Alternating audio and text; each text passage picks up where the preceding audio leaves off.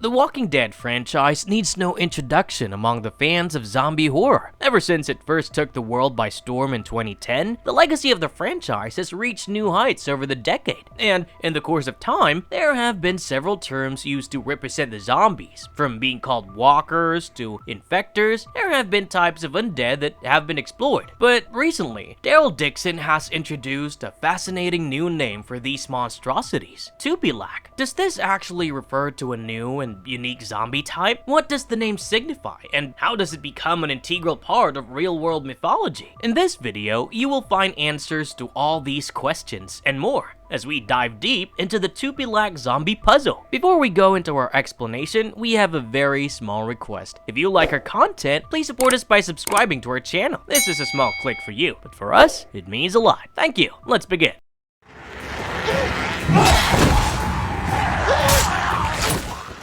How does The Walking Dead Daryl Dixon introduce Tupilaq zombies? So, the zombie outbreak in The Walking Dead has now become a thing of the past, but the Tupilaq reference has been never heard before. It is first brought up in the second episode of Season 2, as Carol and Ash encounter a harrowing experience during their first visit to Greenland. They have to fend off an unexpected zombie attack before two Greenland natives come to their rescue. It is during their conversation that the name Tupilaq first comes up. One of them suggests that the landing site picked by Ash and Carol was a terrible choice because the field was filled with Tupilaq zombies waiting to pounce on them. Now, purely going by the reputation of Daryl Dixon and how the show has already introduced many zombie variants, it is not unusual to expect one more special type of undead in the mix of things.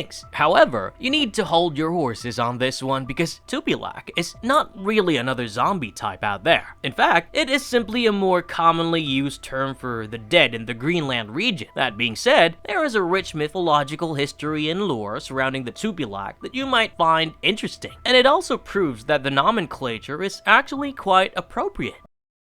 What is a Tupilaq according to Inuit mythology? The Inuit mythology is quite diverse, and local legends of Greenland have mentioned the term Tupilaq to denote a sinister and monstrous entity. This particular entity is an avenging tool that is created by a skilled practitioner of witchcraft or shamanship. For this process, several rare and unusual items are required, such as random animal parts like bones, skin, hair, etc. Even body parts taken from the corpses of children are used to put together the Tupilaq, and finally, it is given life by certain ritualistic chants. Now that the Tupilaq is ready, it can be unleashed to seek and destroy the enemy. There is diversity among Inuit cultures as well, and various factions have assigned slightly different meaning to the term. For instance, the Iglulik regard the Tupilaq as an invisible ghost that can only be observed by the witchcraft practitioners. Meanwhile, the Kivalirimut regard it as an invisible being that is extremely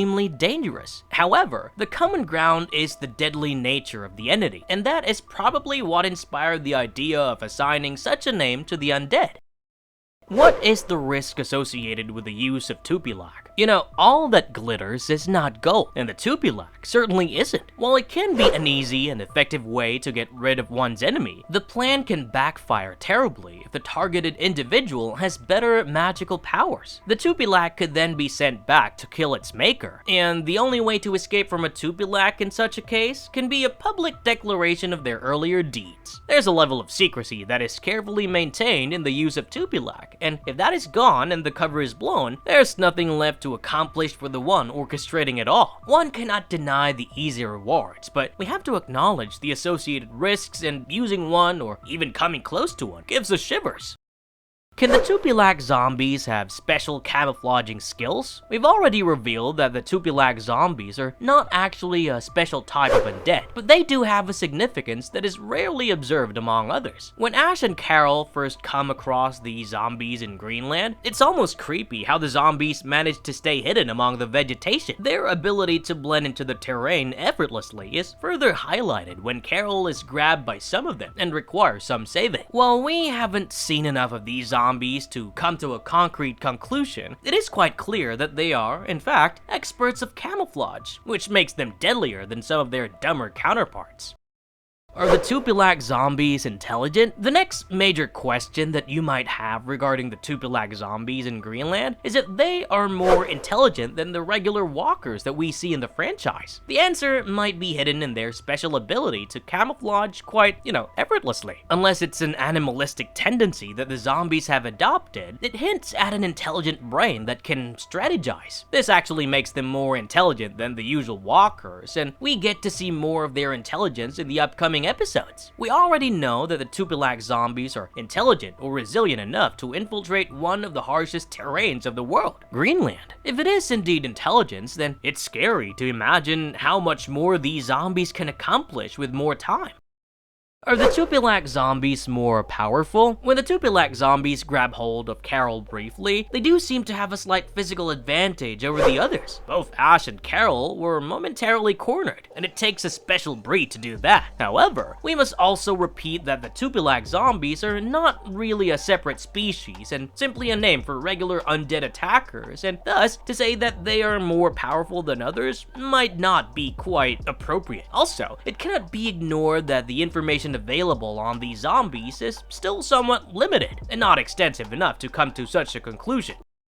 Why do the locals call the undead population Tupilaq? There's a strange connection between zombies and Tupilaq, and this goes beyond the naming process. The zombies are flesh-eating creatures that have betrayed the living, which is similar to the Tupilaq mythology in some ways, which we will explore next in the video. There is a strong theme of vengeance and retribution, which is probably a major reason behind the locals referring to the zombies as Tupilaq. There's even a wild theory that suggests how the locals of Greenland might be aware of how the zombie outbreak may have been human-made. Also, it is a great reminder of how humanity has failed to contain its own monsters and the destructive consequences of their actions. Thus, the entire Walking Dead saga becomes more than just a survival story and is actually reflective of human nature and the consequence of bad choices. How the name Tupilaq actually hints at the nature of the zombies. We have already revealed in the video that in Inuit mythology, the making of Tupilaq can be quite challenging and rewarding at the same time. Not everyone can put together a Tupilaq, and only someone with a knowledge of magic and witchcraft can get the job done. While it can be quite effective in making quick work of the enemy, there can be a major side effect if the enemy turns out to have equal or more prowess in these spells and rituals. He can then turn the Tupilaq against the one who sent it in the first place, and the naming of the undead in The Walking Dead as Tupilaq suddenly makes a lot of sense. So, the zombies in the show have turned against their creators, just like the case of Tupilaq missions gone wrong, and it's worth appreciating the amount of thoughts gone into coming up with the idea. It has often been suggested in The Walking Dead that the zombie virus might have been created by the humans for their own selfish purposes. This makes them the creator of the zombies, and the irony of the name Tupilaq hints at the duality of humans as the victims of these monsters in the current situation. Does cultural significance of the term add more depth to the story? The Walking Dead was never just about the undead attacking humans, and the latter surviving against all odds. I mean, if it was so generic, it wouldn't have become an integral part of pop culture for such a long time. The term Tupilaq, to signify the zombies, shows how the creators of the series always takes care to, ensure that it's more than just a horror series. It shows research, cultural knowledge, and we have already covered how appropriate the naming is. Given that the story shifted to Greenland, the makers did not shy away from delving into the local mythical folklore, and that is such a heartwarming thing to see in a creative venture.